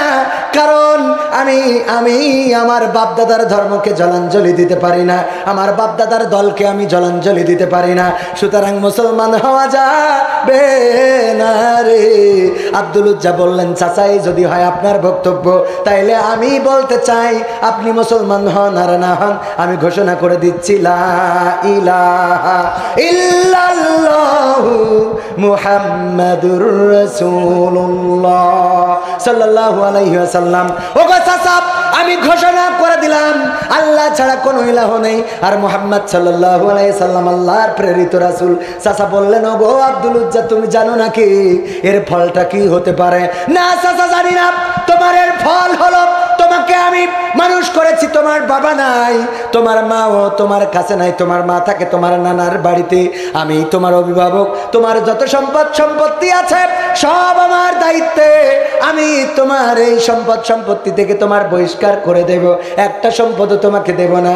আব্দুল উজ্জা বললেন, চাচা কোনো আপত্তি নাই, আমি সমস্ত সম্পত্তির অধিকার ছেড়ে দিলাম। আব্দুল্লাহ জুলবাজাদাইনকে এবার বলা হলো, ওগো আব্দুল উজ্জা, শুধু তাই নয় রে, তোমার গায়ের জামা, তোমার পরনের কাপড়টাও আমার টাকায় কিনে দেয়া, সুতরাং সেটাও তোমার খুলে দিতে হবে। আব্দুল উজ্জা সেটা সাথে সাথে টান দিয়ে খুলে দিলেন। গায়ের জামা পরনের কাপড় খুলে দিয়ে চলে গেলেন মায়ের কাছে। মাকে ডাকলেন, দরজায় নক দিলেন, মা দরজা খুললেন, দেখলেন আব্দুল উজ্জার এই অবস্থা। নিজের চোখটা ঢেকে রাখলেন, ডেকে বললেন, বাবা গো, তোমার এই অবস্থা কেন? তুমি তো যে কোনো পরিবারের সন্তান নাও, সম্ভ্রান্ত পরিবারের সন্তান, তোমার আজকে পরনে কাপড় নাই কেন? কে এমন করলো গো বাছা? এত কষ্টে তোমাকে কে ফেলে দিল? বলল, মা গো দেখো, আমি ইসলাম কবুল করার কারণে আমার চাচা, আমার অভিভাবক, আল্লাহ আমার চাচা আমাকে সকল সম্পদ থেকে বহিষ্কার শুধু করেই নাই, আমার গায়ের জামা পরনের কাপড়টাও খুলে নিয়েছে গো মা। আল্লাহর নবীর সাহাবী তখনও হয় নাই, আব্দুল উজ্জাকে বললেন, ওগো আব্দুল উজ্জা, তার মা আব্দুল উজ্জাকে বললেন, ওগো আব্দুল উজ্জা, এখন আমি তোমাকে কি হেল্প করতে পারি বলো? আব্দুল উজ্জা বললেন, মা গো, যদি আমাকে এক টুকরা কাপড় দিতে গো মা, তাইলে ওই কাপড়টা আমি একটু গায়ে জড়াইতাম, পরনে পরতাম, আর রাসূলের কাছে যেতাম। আর আব্দুল উজ্জার বাপ গায়ে ছিল চাদর, চাদরটা দলা করে ছেলের কাছে দিয়ে দিলেন, খোকারে, এই চাদরটার বাইরে তোমার দেওয়ার মতো তেমন কোনো পোশাক আমার নাই। চাদরটাও অর্ধেক ছিঁড়লেন, অর্ধেক গায়ে জড়ালেন, অর্ধেক পরনে পরলেন, পরে ছুটে চললেন মসজিদে নববীর কাছে। মসজিদে নববীতে বসা আল্লাহ রাসূলের অপেক্ষায় রয়েছেন। যখন রাসূল সাল্লাল্লাহু আলাইহি সাল্লাম আসলেন, এসে দেখলেন উস্কো খুস্কো চেহারা, এমন একটা কাপড় পরেছে যেটা দিয়ে হাঁটুটাও ঢেকে নাই, ছোট কাপড়টা গায়ের উপরে কিছুটা রাখা, একেবারে উলঙ্গ অবস্থায় যেন রয়েছে। আল্লাহর নবী বললেন, ওগো আগন্তুক, তোমার নাম কি? কেন এসেছো এখানে? কি সমস্যা তোমার? কেন এমন হাল তোমার? আব্দুল উজ্জা বললেন, আমার নাম আব্দুল উজ্জা, আমি মদিনার একজন সম্ভ্রান্ত পরিবারের সন্তান। আমি আপনার প্রতি মানানোর কারণে আল্লাহকে অভিভাবক হিসেবে মেনেছি, আপনাকে নেতা হিসেবে মেনেছি। এই কারণে আমার চাচা আমাকে সকল সম্পদ থেকে বহিষ্কার শুধু করে নাই, আমার গায়ের কাপড় পরনের লুঙ্গিটাও খুলে রেখেছে। এই জন্যে আমার মায়ের কাছ থেকে একটু চাদর নিয়ে কোন রকম জড়িয়ে আপনার কাছে এসেছি গো আল্লাহর নবী। আল্লাহর নবী বললেন, তোমার নাম আজকে থেকে আব্দুল উজ্জা না, তোমার নাম আমি রেখে দিলাম আব্দুল্লাহ, তুমি আজকে থেকে মুসলমান, তোমার নাম আব্দুল্লাহ। আল্লাহর নবীর সাহাবী আব্দুল্লাহ মুসলমান হয়ে গেলেন, আল্লাহর নবীর সাহচর্যে থাকলেন। আসহাবে সুফফার সাহাবীদের সাথে রাখা হলো। গভীর রাতে যখন কোরআন তেলাওয়াত করতেন, এত জোরে কোরআন পড়তেন, আল্লাহর নবীর অন্য সাহাবীরা মাঝে মাঝে ক্ষিপ্ত হয়ে যেতেন, রেগে যেতেন। একদিন অভিযোগ করেই বসলো, ওগো নবী গো, ওগো নবী, আব্দুল উজ্জা ওরফে আব্দুল্লাহ এত জোরে কোরআন তেলাওয়াত করে যে আমাদের বড্ড কষ্ট হয়, রাতের ঘুম নষ্ট হয়, যদি আব্দুল উজ্জাকে একটু সাবধান করে দিতেন। আল্লাহর নবী বললেন, ওগো আমার সাহাবীরা, তোমরা আব্দুল্লাহর ব্যাপারে কোনো অভিযোগ করো না, তোমরা কলেমা পড়েছো, ইসলাম গ্রহণ করেছো, এক একজন এক এক পরিস্থিতির মধ্য দিয়ে, কিন্তু আব্দুল্লাহ জুলবাজাদাইন এমন একজন ব্যক্তি যে সেই ইসলাম কবুল করার কারণে নিজের সম্পদ তো হারাইছে, নিজের গায়ের জামা পরনের কাপড়টাও নিয়ে আসতে পারে নাই। সুতরাং তাকে তোমরা কষ্ট দিও না, তার কোরআন তেলাওয়াতে বাধা দিও না। এই আব্দুল্লাহ জুলবাজাদাইন তাবুকের যুদ্ধের সময় সবাই যখন দান করলো, টাকা দিল, পয়সা দিল, অর্থ দিল, সম্পদ দিল, অনেকে অনেক টাকা পয়সা দিয়ে সম্পদের পাহাড় গড়ে ফেললো, যুদ্ধের প্রস্তুতি নেওয়া হয়ে গেল। আব্দুল্লাহ জুলবাজাদাইন আল্লাহর নবীকে বললেন, ওগো রাসূল, আমি তো আজকে কিছুই দিতে পারলাম না গো, আপনি যদি আমার একটু দোয়া করে দিতেন, আজকে যুদ্ধের ময়দানে যেন আমি শহীদ হয়ে জীবনটা দিয়ে আসতে পারি। আল্লাহর নবী বললেন, ওগো আব্দুল্লাহ জুলবাজাদাইন, আমার সাথে হাত তুললেন। আল্লাহর নবী বললেন, ওগো আল্লাহ, আমি আব্দুল্লাহ জুলবাজাদাইনের রক্তকে গোটা কাফেরদের জন্য হারাম ঘোষণা করে দিলাম। আল্লাহু আকবার। আব্দুল্লাহ জুলবাজাদাইন বললেন, ওগো আল্লাহর নবী, আমি চাইলাম আজকের যুদ্ধের ময়দানে আমি কিছুই দিতে পারি নাই, যুদ্ধের ময়দানে রক্ত দেব, শহীদ হব, আর আপনি দোয়া করে দিলেন আমি যেন সেখানে শহীদ না হতে পারি, কাফেরদের জন্য রক্তটা হারাম করে দিলেন। আল্লাহর নবী, এটা কি অবিচার হয়ে গেল না?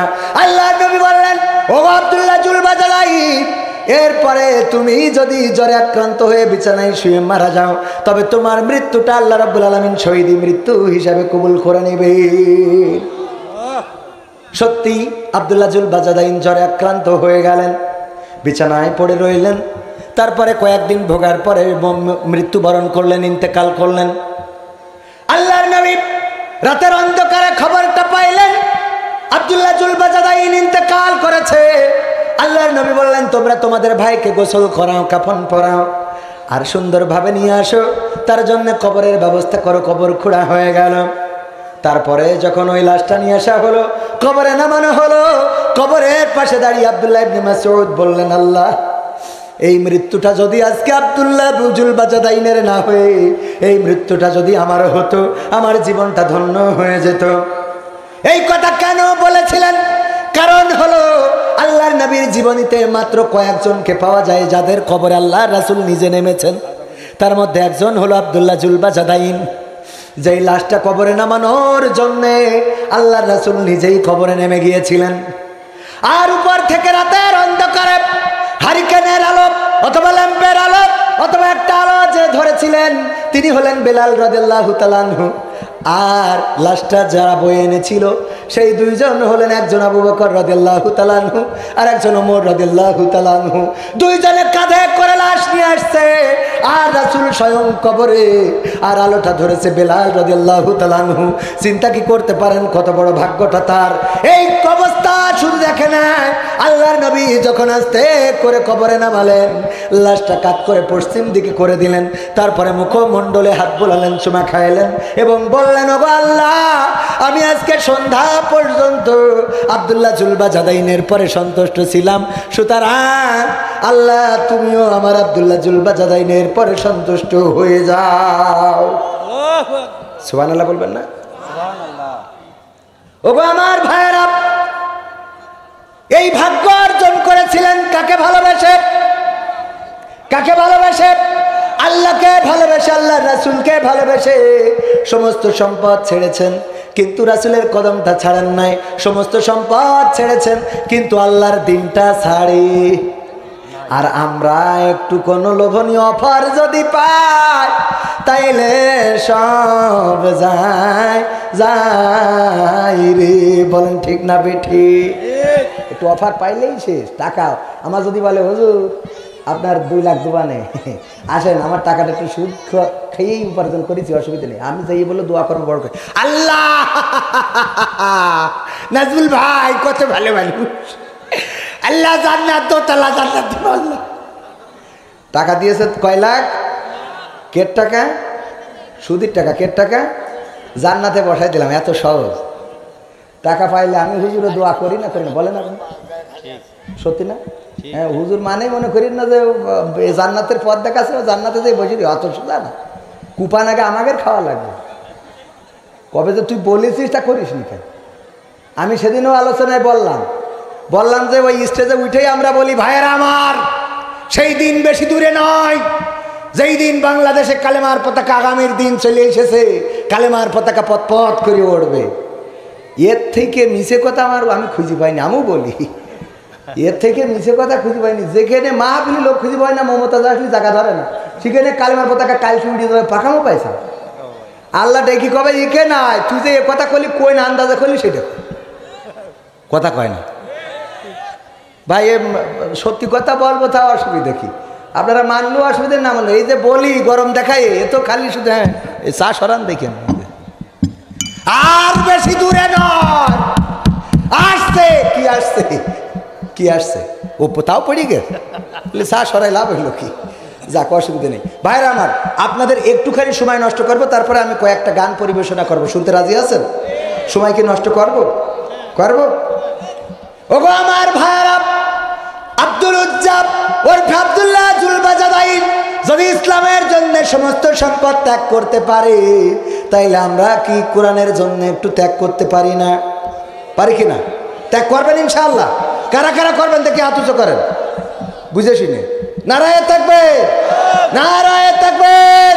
আল কোরআনের আলো, আল হাদিসের আলো, নারায়ে তাকবীর। ওগো আমার ভাইয়েরা, হাত উঠাইছেন বুঝে শুনে।